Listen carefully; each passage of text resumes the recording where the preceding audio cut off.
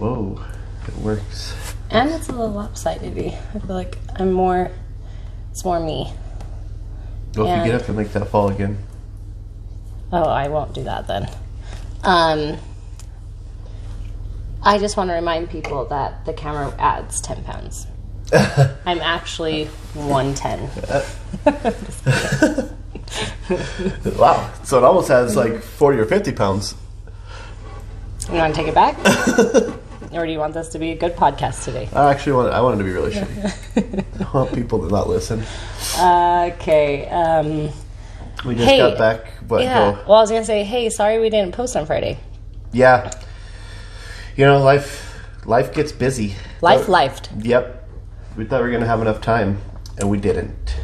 Absolutely not. No. Yeah, so we were busy this weekend. That's when we went to Arizona on Friday, and we had softball tournaments all weekend, and then we got home late Sunday night, and so ipso facto, here we are Monday morning. Yeah, back at it again. Did you get Do Not Disturb on your phone? I didn't. That's funny. I'm almost. Oh. Amazing. Oh yeah, that's right. We talked about that on. I'm gonna have to permanently get myself together here. On Do Not Disturb is what I'm saying. Permanently put my phone on Do Not Disturb. Life. So last week we kind of were talking about how we wanted to maybe dive into a little bit more of our history, I think. Sure. Maybe like kind of how we've gotten to where we are, what the steps we've taken to get here, or some of the steps we've taken. I guess, yeah. And what life has looked like for us, and kind of how we ended up here. True. Because there's just so many events and so many things that have created this. Someone had posted a while back, I can't remember who it was, but they had posted something like, name a blessing that God had done for you, or something like that. And, you know, I try not to get hung up on the words of what people ask, but because everybody, or like the miracle that God has played in your life. And, because everybody has miracles, everybody has little tidbits of blessings and, you know, things that pop up. So I was thinking about mine. And I guess some of I guess you would call it a miracle or whatever, not me even talking about this. I'm like, there's more I guess I could think of. But like me moving to Thatcher and meeting you. Yeah. That was huge for me. Because, I mean, just that one step, that one incident, I don't know if we would be here today. Yeah, no. If I didn't. But because when I did move to Thatcher, so that was right after high school, and I was still kind of hanging out with my boyfriend still, but like I get hung up on this statistic. Yeah, sure.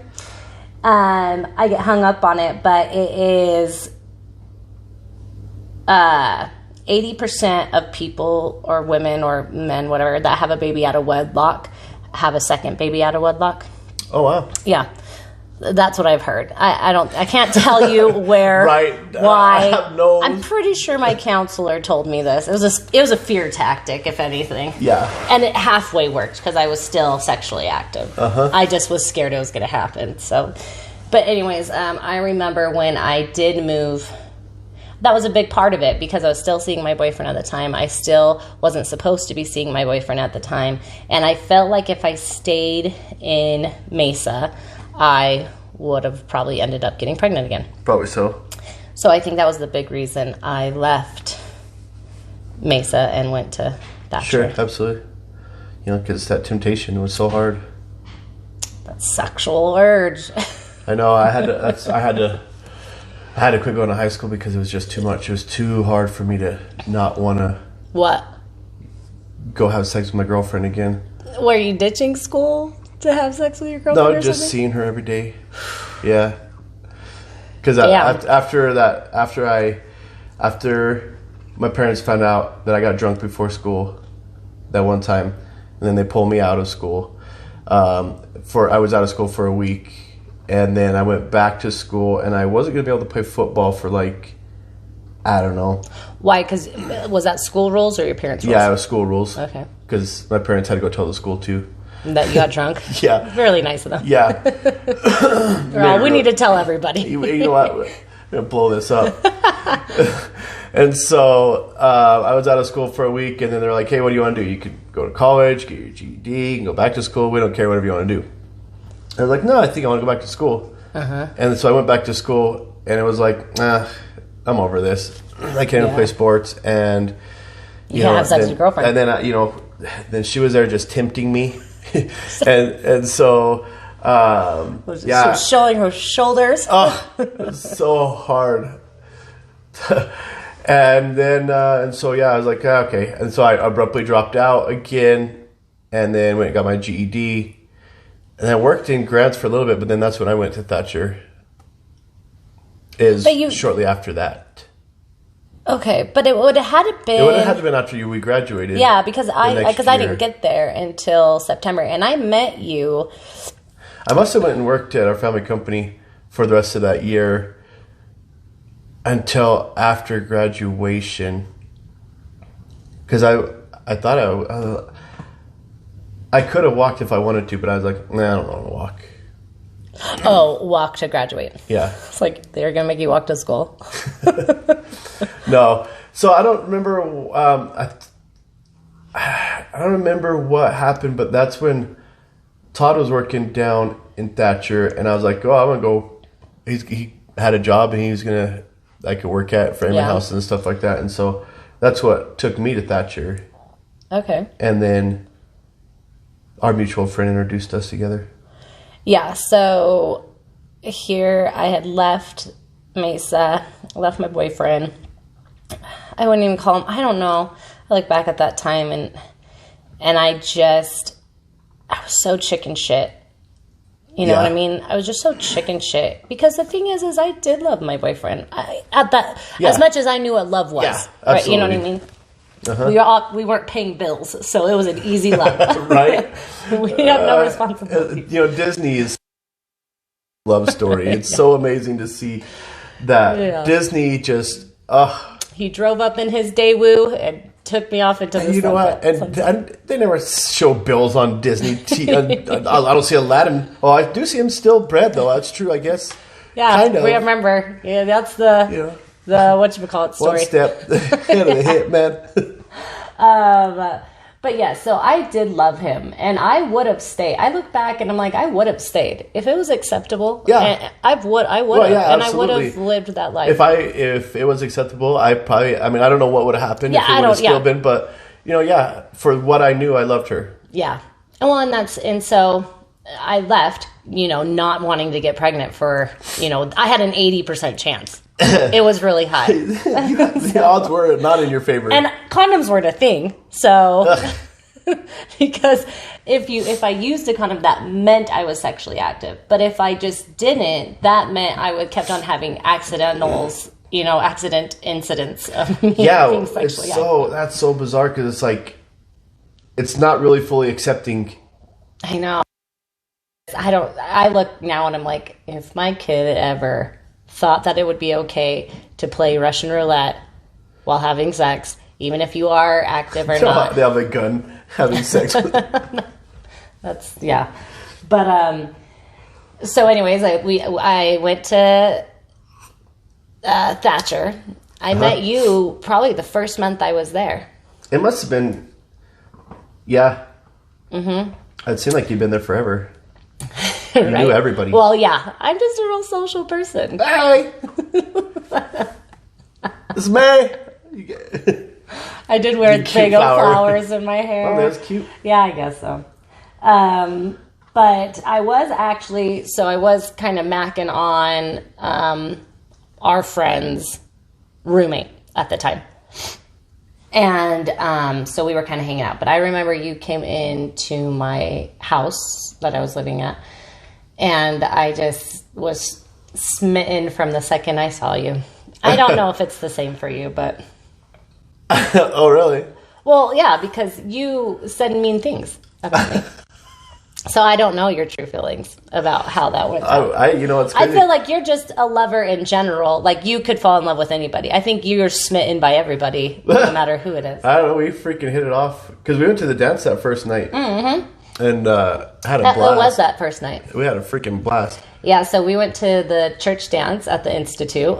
And I just remember we were just dorks. We were dancing and being stupid and teasing each other. It was just really fun. I just remember having a really, really good time. And I'd almost have to say it was just love at first sight.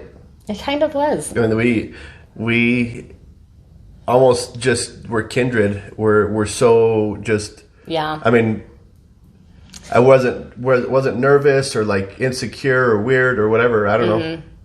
Yeah. It was pretty interesting. It was like you're my other half or something that came along. Yeah. Wow. It did happen very quickly, and we were so morally good too. We were pretty morally good. Well, and I think that was the thing too, is because you checked all my boxes because. Oh, I'll check your box. Shut up. Because even Will, when I was dating Will, I mean, we were still, Levi loving a little, when I saw him. And not that we didn't Levi love, but that wasn't until later. No. That wasn't until way later in our relationship. Yeah, I don't know. We were really weird. You and I were really weird because we weren't like that. I don't even think that we did any of that kind of stuff. Because I remember telling you, are we ever going to have like a problem? You're like, what if we can't, I don't know. Like, is it ever going to get sexual, or are we just going to be pretty much laughing and giggling the whole time? I mean, we would kiss, but it took forever for us to even like. I mean, we moved fairly slow with our making out and mackins. Fairly slow. I mean, we got married within a year. It wasn't until after I really got back from my mission that I think that's true. That right. We really started like making out hardcore, and even then, it was still a few. It was still. It's not like we just jumped in and started Levi grinding. Yeah, that's true. Zipper sparking. So then you came, because this was in August, September-ish. It must have been the end of August, because you left on your mission September 11th-ish. Yeah. You came to my farewell. That's right. I did go to your farewell. And these are the things I look back and I'm like, oh my gosh, what is wrong with me? Because I literally only knew you for 2 weeks. And you were like, so we were living in Thatcher. We met in Thatcher, Arizona. And you were like, come with me to my mission farewell in Grants, New Mexico. So I was like, sure. So me, you, your brother, and our friend Darren, we all went up to Thatcher together, and we just, we read each other's patriarchal blessings to each other. Oh, that was just, it was a whirlwind of love. Well, you fit all my boxes. Yeah, because I came from go for it. Podunk, USA, where there wasn't any I mean, I had come to Albuquerque, sure, and I had some girlfriends that were LDS and stuff like that, and but the just the way that we hit it off was just magical. Cute.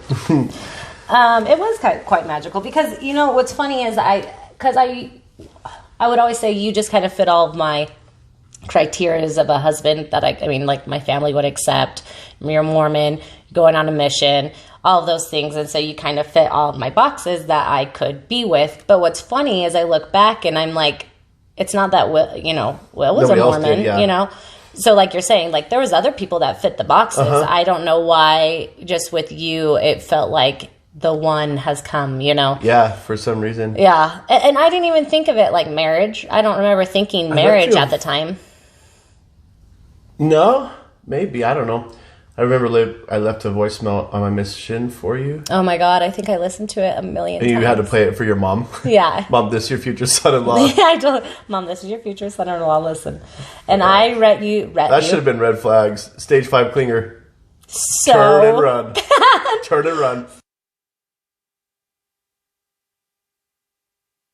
I keep on saying wrote you. religiously. Oh yeah, I would send you packages, things. packages. I was obsessed with you. You were the one. And I think, so that was the hard part, because even when you left on your mission, I still went and saw my boyfriend.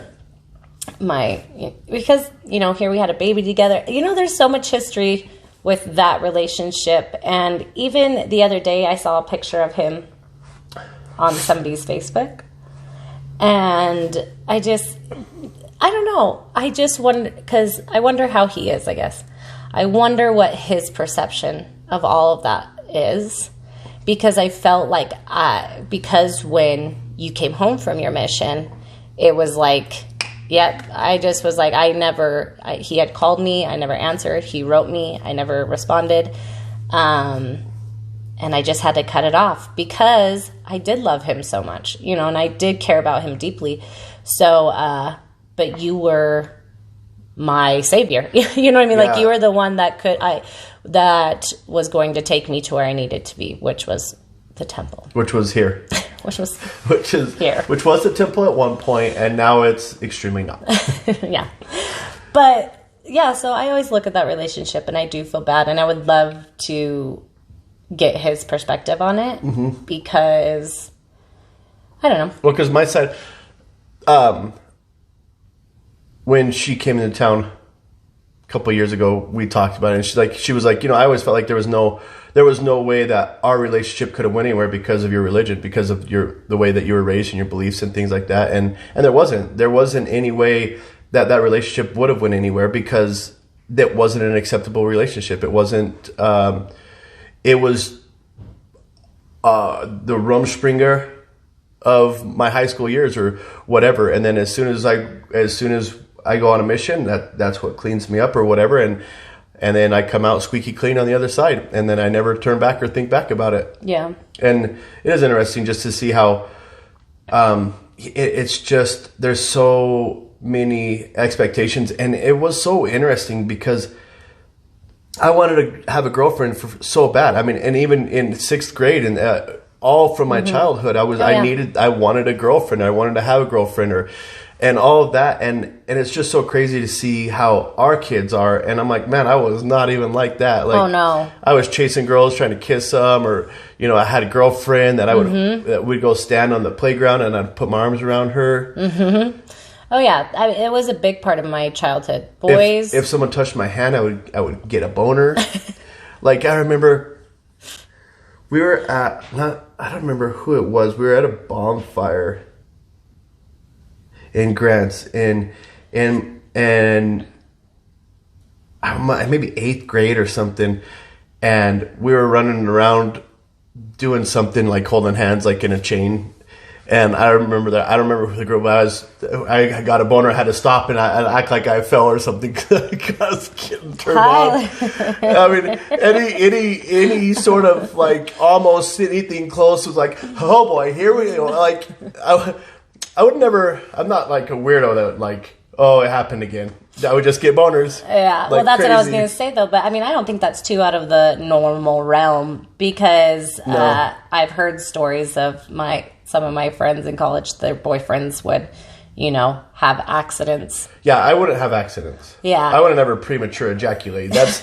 But I feel, like I said, I think it's pretty normal, especially when something is super, super, super taboo. Well, I couldn't wear basketball shorts to school.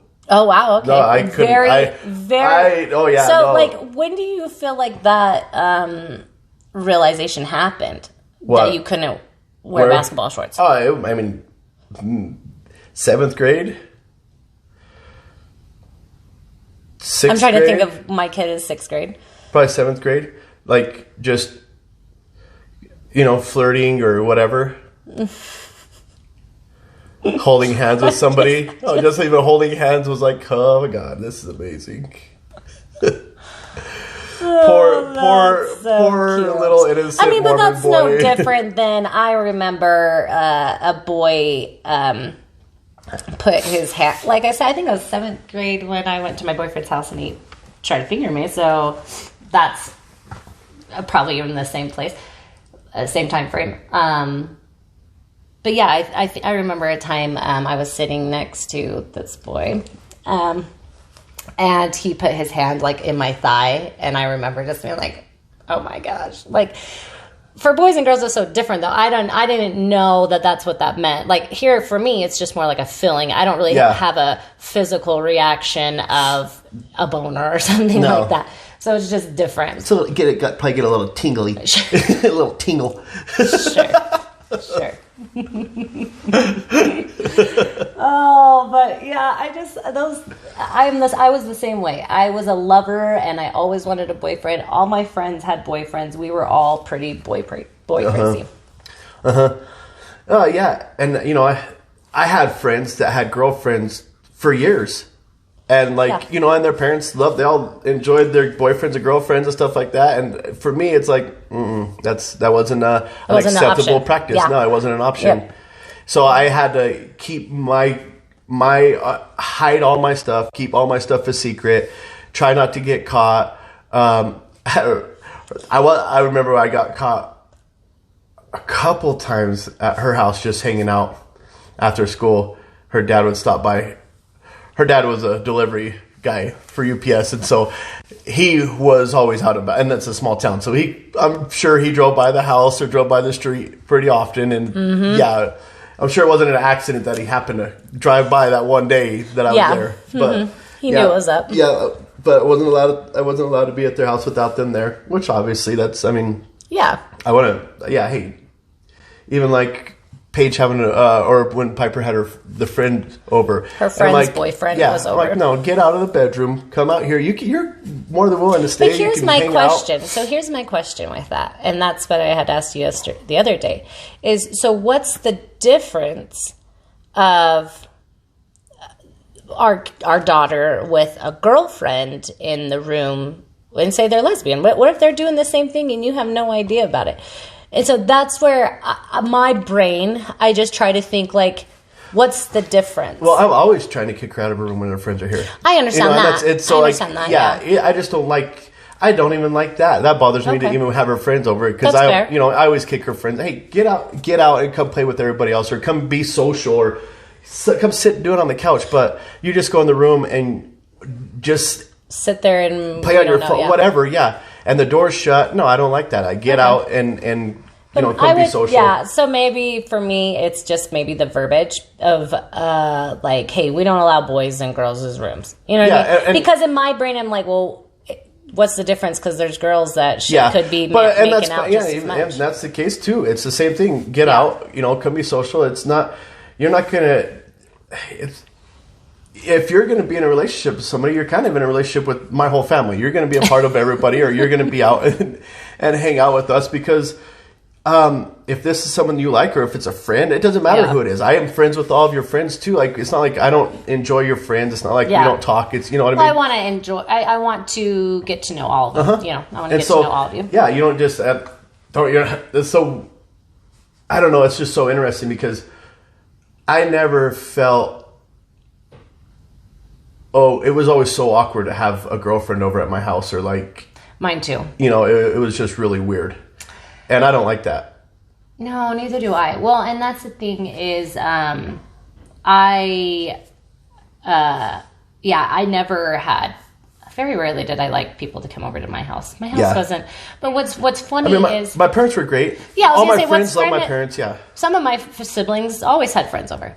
And my personality is a little different. And maybe I didn't have the friends that I thought my parents would accept. Maybe. And I know and a lot of them I did. A lot of but I never wanted to bring a girlfriend over, and I never really hung out at my house. Well, I was gonna say, because I couldn't be myself there either. Well, I was gonna say, and to be honest, I probably didn't have very much hangout friends by the time I got to high school-ish ages. I mean, I did. There was a stint there when I didn't have a boyfriend after I had my baby and stuff, and I did hang out with a group of girls, and that was fun. That was probably the only time that I've ever really just hung out with friends and not had a boyfriend. Yeah, I always had good friends. I was always at my friend's house instead of my house. Yeah. I was always just trying to get to my boyfriend's house, so it didn't matter. Yeah. But no, I would hang out at my friend's house, and I mean, their parents were always so cool and just chill and like whatever. Everybody seems so chill. And, even, I don't care if they go into the bedrooms. I don't Right. want you hanging out in your bedroom. Right. That, No, and I that's, get it. That's a big difference. Yeah, And I get it. But yeah, I always wanted to be able to bring people to my house, but it was always like this weird Yeah. thing. Yeah. You know, I didn't care that, you know, because I'd have friends over and we'd eat dinner and they'd have to bless the food. That didn't bother me. Nothing like that bothered me. Oh, your parents would call on them to bless it? No. Oh, they I wouldn't, was like, no. that's interesting. No, but they would, you know, we'd eat dinner and or something. They'd bless the food or whatever. I don't know. They could have made Michael pray once or twice. Who knows? Because Michael just didn't care. He was so... Yeah, he was a good sport. Yeah, my parents... Yeah, we have a good relationship with Michael and stuff. But, you know, it's just different friends that adapt and stuff. Like, even when Michael would say, oh my God, and Corey's like, hey, please don't use the Lord's name in vain. He's like, oh my Bob. He is so funny. Yeah. He is a hilarious guy. But it's just fun. There's just so many interesting things in life that come along. Yeah.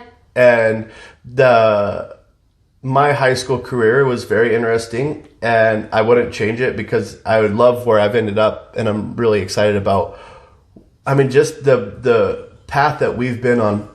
And I never thought, it never occurred to me that I could be on this path and that, but it's taken all of these experiences for the last 15 years to actually get to here, to where, you know, we've always been on our own. We moved away as soon as we got married. We left. Yeah. And kind of almost ghosted everybody. We left. I mean, I would go a month or two without talking to my parents, or like, you know, I left and we took off around the country. Yeah. But but back to us meeting, because we so you went on your mission in September, but you came back in July, June. Yeah, it must have been May or June, 'cause it was about 8 months that I was out. So September, October. Hang on, I have to use my fingers. Let me add the coffee down. September, October, November, December, January, February, March. April. I think it was. So it must have been around April or so. I thought it was more like February. Maybe in February. It could have been February. Maybe in February is when I found out that you were coming home. It might have been February. Yeah. Yeah, and I won. It was so great because my ankle, I had broken it before I left, and even on the mission, it was getting swollen and flaring up, torn tendon, stuff like that. And it was God's hand. It was His miracle absolutely blessing. amazing to get full credit for a mission for 7 months of service. I got that RN badge. Is there a badge? We got that RM badge. I got that RM emblem. No, there's not. Return missionary. I was like, return honor. What is it? I got the return missionary honor. And, you know, which was great for you because you got to marry a return missionary. Yes. And it was... So you came home in February. It was June that we got married that year. We got married in June. Just February, March, April, May, in June. So 4 months after I got home. Yeah, so 4 months. So that was the thing. So by the time you got back from your mission, and then which was really weird because I mean, yeah, we got married 4 months later, but man, I was so fucked up. I had so many emotional issues, or like just things that I would hide, or like looking at porn, or masturbating, or just keeping secrets, or like having to go see the bishop, or you know, just a weird like. And I feel like, I don't know, we're a little different, I think, in that sense, because like I said, like with the whole condom thing, I just have a mentality like, hey, let's ignore that and act like it's not a problem. Yeah. And then it's not a problem. Well, and we were so excited. I was excited to get married. I remember my parents, because I went home to visit once, and on the way home I grabbed a Cosmo magazine. Oh gosh. For sexual stuff, and then there was just another soft porn magazine, and somehow my parents found them. They're like, hey, if you're getting married, just have sex. You need to really rethink what you're doing or whatever. And so that was whatever. And then I remember, when we would make out, dude, yeah, I was so horny. And then after we get married, it's like I couldn't even get it up. Like I was so scared, or so I don't know, that was so much such pressure. An interesting time, because literally I remember we were like hot and heavy the night before we got married. And then we got married, and then it's like... Yeah, then we got married and our sex went weird. It really got weird. It got weird because it was like non-existent. Yeah. And I was so worried about going soft in the middle of it. I had some major ED. Yeah, erectile dysfunction. And what's crazy is I took it really personal because it had to be about me. Well, there's so much pressure. I don't know why, how, where, when, why. Yeah. I mean, all of a sudden now it's allowed, and I had the hardest time being like, oh, okay, like what was okay? Was it okay? Like how, what, where, when, why? It wasn't as like had we had sex before, it would have been way more like maybe it would have just been. I mean, it probably would be quickies or whatever. I don't know how they would have ended up, but after it was like, oh, this is. I don't know what to do with this anymore. Like this was a lot more fun before, right? Or something. I don't know if it was just. I don't know if it was because it was the passion of the moment, and then now you had to perform. I'm not sure what it was, but because it was even our wedding day, we couldn't even have. But yeah, it was just interesting. It was a very interesting time because I took it extremely personal, and I think that's where kind of. Not my insecurities had started because I was obviously insecure way before you came around. But it's just solidified what I already knew about myself, which was I'm disgusting, I'm unattractive, I'm all of those things. So that was a difficult. That was a difficult time for me for sure, and I took that personal. I don't even know how long that lasted because I do remember having some conversations about it when we lived in the trailer. Yeah. But I mean... Yeah, it takes... And what's crazy is... It just took... sometimes it takes a second to get to know each other or to, like... I don't know. Yeah. Well, I think what's the hardest is there's just so much...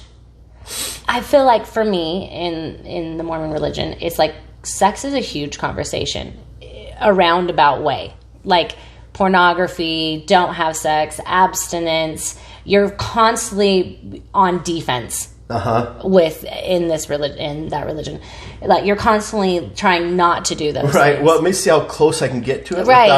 without... Well, because it's so natural. I mean, because when you're making out, and I just feel like those are normal feelings, and then you're stopping yourself, and then you feel bad about it, and then there's the shame behind it. So you're fucking yourself up anyways with all of this back and forth with your natural desires and then your godly shame. And so I think it's just it was really hard in a lot of manners. Yeah, it was really weird. I don't know. I guess it was hard to be like compartmentalize that and like...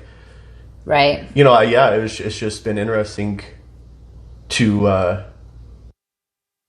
time. Yeah, that was interesting. And then, I mean, it goes away, but still... It was still, if it ever happened, like if it was ever like happened in the next couple of years, it was always like awkward or it was like weird for. Well, and I would get mad. Yeah, I would get mad because once again, I would be like, "This is all about me." I'm disgusting. I'm a piece of shit, and you just don't like me, and then you were looking at porn and things like that, and so that even more solidified.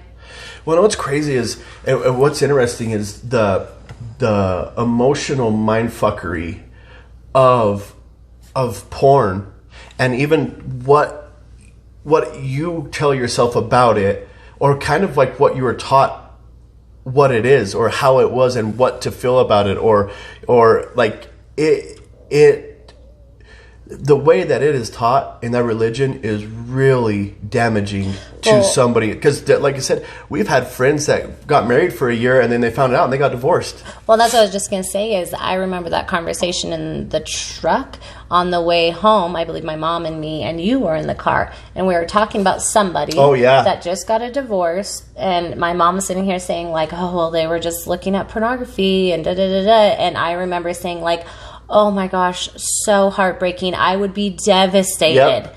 I would be devastated if I ever found out that, Tyler was looking at pornography. Like right in front of you, we were having this conversation.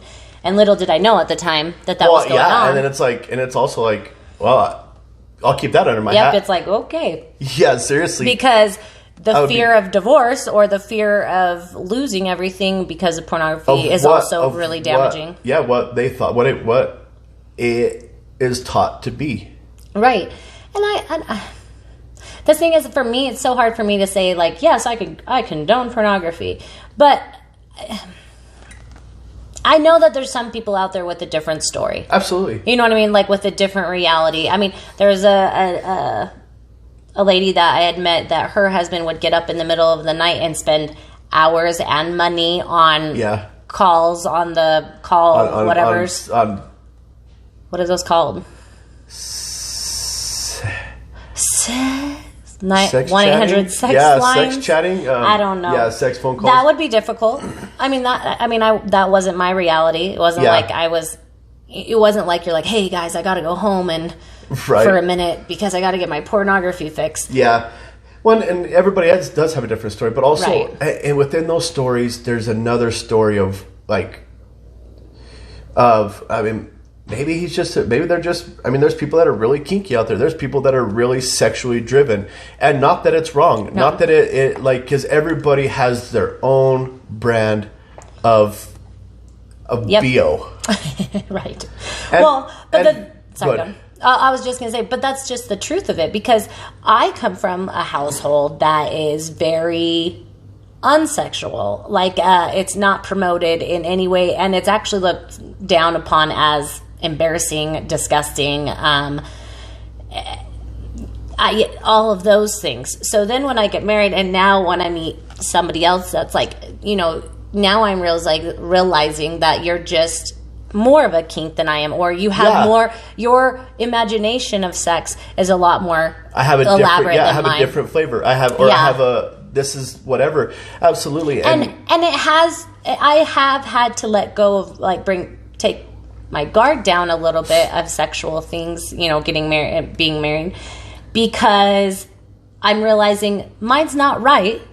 Mine's not right because this is what I was brought up in. It doesn't make it right because I don't do it. Yeah. That's not healthy either. No. It's not healthy to have a very negative outlook on sex. It's a very connecting thing. Yeah. You know what I mean? And it's not only just connecting, it can be fun. It can be enjoyable. You can have... It doesn't have to be lovemaking all the time. It can be for fun. It can be for there's entertainment. so much more to it than... Because, I was served on the platter of this is godly and it needs to be respected.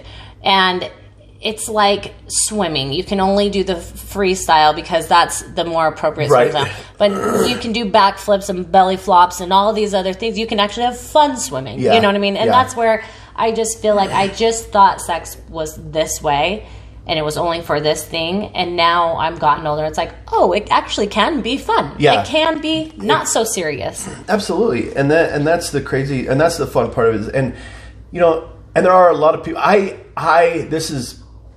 was raised also with a very strong moral, absolutely, this is what. And so this isn't this, and it doesn't have to do all with the church. It doesn't have to all do with my upbringing, or it doesn't have to do with the church that way. But it has a lot to do with my upbringing, my parents' opinions, my mom's opinion, everybody's opinion, what I thought it was, because there's so many different genres out there of sex. There's people that love to role play, or clowns, or they like to be treated just filthily, or there's just something for everybody, and that's okay, because it doesn't have to look a certain way. There's not a right way to be kinky, and that's as long as both parties are enjoying it. There's no wrong way. And here's the truth of it. I know you kind of don't. It's not that you don't agree with this, but you probably don't. But you kind of have this. Okay, so when we go to the lake and people, they ride on the tubes, you're like, and I'm like, hey, go slow. And you think that's not fun. You need to go fast, and you have to be pulled fast and do all these things, and that's fun. Yeah. In your brain, that's what fun is, and you think going slow is boring. But there's a lot of people, and even me, I could have been happy with a very vanilla sex life because I just, it's not that it's not fun for me. You know what I mean? And I think that's where it's just hard for some people, to be like, oh, that's fun. That's not fun. Vanilla is so unfun. Change it up, do this or do that. But really, some people are just content doing vanilla. They are. And it's not that, and that's where, like, even being open to just trying new things, or being like, oh yeah, there was, it may not be completely like, oh, let's do this, like, whatever, but yeah, it was nice to have a blank slate that I could, groom. Okay. But no, there is so many different people. Yeah, you're right. I mean, there's absolutely people that are like, okay, no, I'm okay with this, or I like this, or whatever. Yeah. And maybe they have experienced other different ways, or maybe there are but maybe, and also sometimes there's people that haven't experienced anything different, and so they don't know. You haven't tried chocolate. Maybe you haven't tried Rocky Road. Right. And I think that's just the truth of it. But for me, I'm a content type of person. I'm okay not trying new things in a lot of different genres of my life. But yeah, so it was interesting. Yeah, sex was interesting when we first got married, because we just came from two very big backgrounds, and then, I don't know, like you said, there was a lot of pressure. There was a lot of stipulations and expectations of sex when we first got married. Expectations of yourself. You know what I mean? Yeah, absolutely. So, good news to your parents. You didn't get married for sex because you couldn't even have it. Right? Joke's on you. Thanks, Mom and Dad. I'm noodle stabbing. Stupid. Does that embarrass you? Does it embarrass you? Because there's some men that take it very personal. Not anymore. Like, then it was like demasculating or whatever. I wasn't like probably embarrassed as much as I was like, I mean, what's wrong? Confused. Yeah, but then the pressure of it, like, even every time, like, I would be like in the back of my head, oh my gosh, I hope I don't go soft, like, just so like holding my breath the whole time. Poor guy. Not every time, but yeah. Well, it's probably because you're masturbating too much behind closed doors. Nope. No, not even close. Nope. But yeah, so then we got pregnant pretty fast. Because we got pregnant almost 3 months after we got married. Yeah, well, the psycho was coming out, and we had to change the birth control because it was like, dude, what's wrong with you? It was a rough time, because I remember you would go to work, and I would obviously call you 1,000 times, and I'd miss you, and I would want you to come home, be by my side, all this stuff, and then you'd come home, and then we would just bicker. Yeah. And then we would just fight. And then you'd be unhappy. As soon as I got home, you'd be unhappy. I'd be pissed. And I wouldn't even know why. I'd be mad. I would be annoyed about something, and it just was not fun. Yeah. Our poor marriage. It was not fun. It was not a good time, and you just did not treat me the way that I needed to be treated in my mind, I guess. Yeah, I don't know what I was looking for. But then, yeah, that was interesting. That was an interesting time. We did fight a lot. We bickered a lot. And just oddly, just a lot of bickering. It's not like how we fight today. No.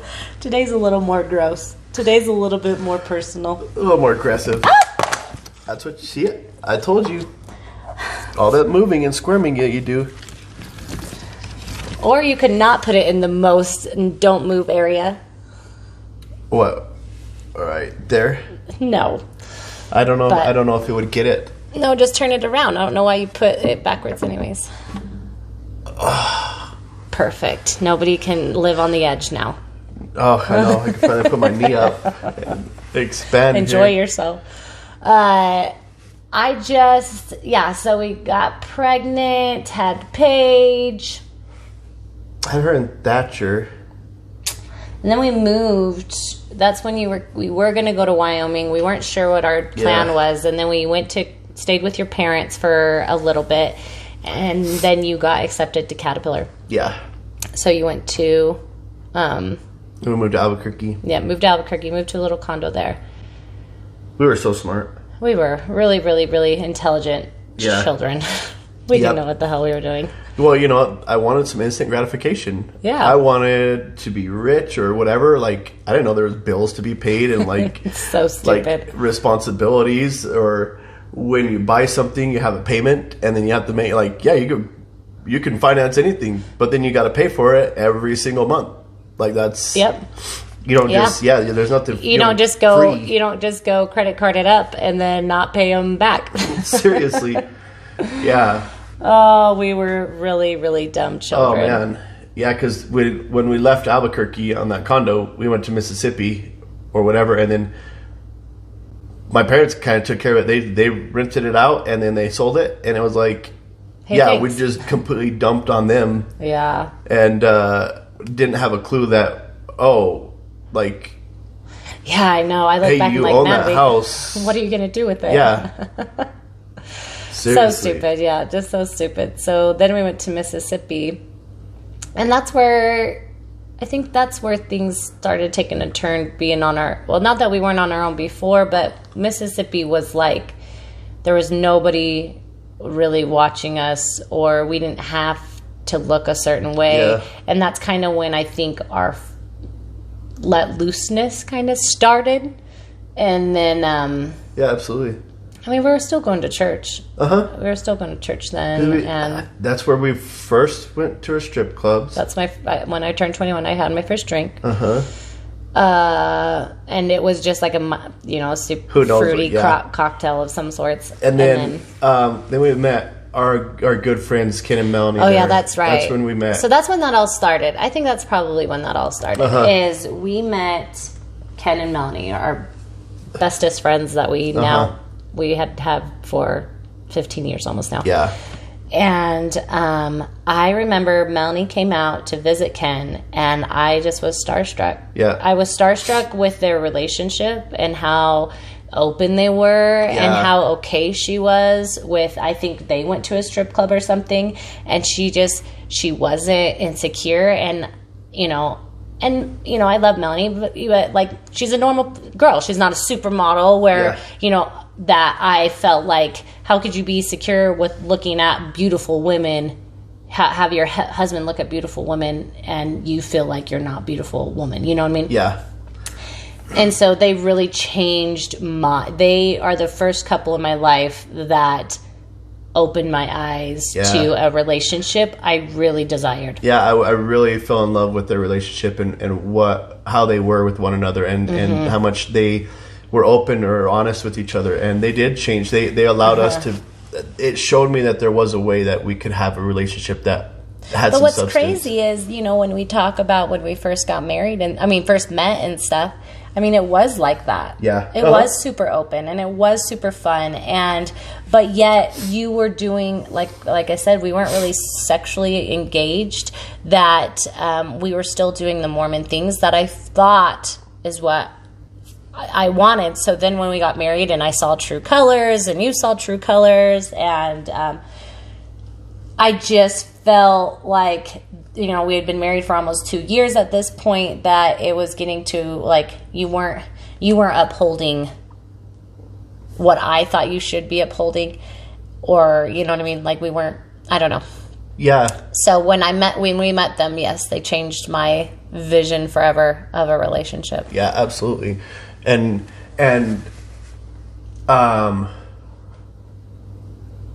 that was amazing. Yeah. Because it wasn't until a few years later. So I think when I asked her, like, oh my gosh, you guys have the best relationship. What are you doing? What's the secret? Blah, blah, blah. And then that's when they said they went to Impact. They went to this training called Impact Trainings. Yeah. And it was right after I had Piper, so it was still another year or so that we... Until I went to the trainings, because they're in Utah. Yeah, because I had to send you first because you were the most broken one. Because I had the most problems. Because like I've said on the podcast before, I had huge body issues. I didn't like to eat. I wouldn't eat in front of you. It would embarrass me, or it'd make me feel like you thought I was fat and disgusting. And then I obviously didn't like who I was, because I was also a naggy bitch. So I didn't like that about myself, but I didn't know how to stop. Yeah. I didn't know how to correct what was going on. And I didn't like it, but it was all your fault.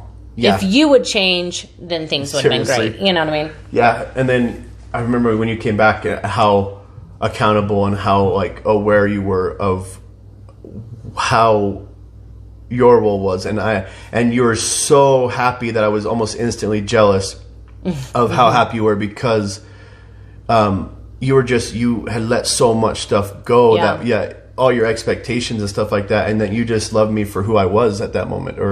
And it was amazing to see you come back. It was a huge transition for me. That training was a huge transition for me, because it was a training that opened my eyes to how I was creating my whole life, how I was creating all of those insecurities. And, I could sit here and point the finger at your pornography use and all of that stuff, but you could stop doing it and I would still be pissed. So it wasn't you. At the end of the day, it wasn't you, it was me, and that's where I felt for the first time I took my life in my own hands, I felt like, and I realized that I was creating all this turmoil. I was creating all of it. Yeah. And so I had to instantly go the next month as soon as possible, and then we finished it. But that was an amazing time where I got to let go of so much baggage and so much stuff, and stop with the expectations and beating myself up, and actually just love myself and start to accept myself for who I am and what I choose to do.